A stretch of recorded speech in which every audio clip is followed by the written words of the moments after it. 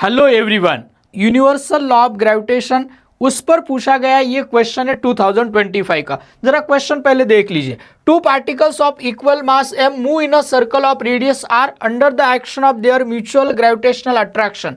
The speed of each particle will be. अगर दो particle से सपोज फॉर एग्जांपल ये एक फर्स्ट पार्टिकल है, ये सेकेंड पार्टिकल है, दोनों आइडेंटिकल है, दोनों इक्वल मासेस है m m and this two masses are moving, move हो रहा है एंड उन सर्कुलर पाथ की, इस सर्कुलर पाथ की रेडियस दी है, सर्कुलर पाथ की रेडियस है आर एंड आपको पूछा है स्पीड ऑफ ईच पार्टिकल। बहुत ही सिंपल एंड इंपॉर्टेंट क्वेश्चन है, बहुत ही फास्ट आप सॉल्व कर सकते हो। देखो कैसे, यहां पर लेकिन गलती हो सकती है, समझ लो। अगर पार्टिकल सर्कुलर पाथ में मूव हो रहे हैं तो इसका मतलब उस पर सेंट्रीपिटल फोर्स नेसेसरी है एंड ये यहां पर प्रोवाइड किया जा रहा है gravitational force between that two particles और टू मासेस।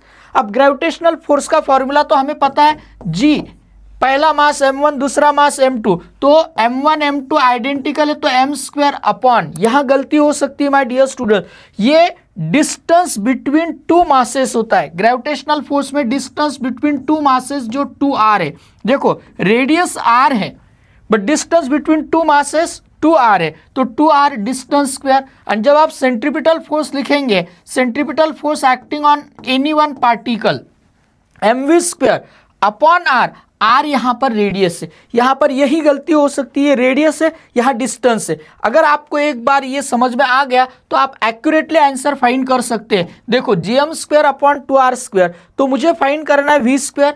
एक मास यहां से कैंसिल हो गया, यहां बचा एक मास, यहां r स्क्वायर, यहां बचेगा एक r, ये 2 का स्क्वायर मतलब 4, तो v स्क्वायर इक्वल्स टू हो जाएगा gm upon 4r and v equals to होगा under root gm upon 4r। तो ये ऑप्शन हमें देखना है, under root gm upon 4r, and ये है थर्ड ऑप्शन।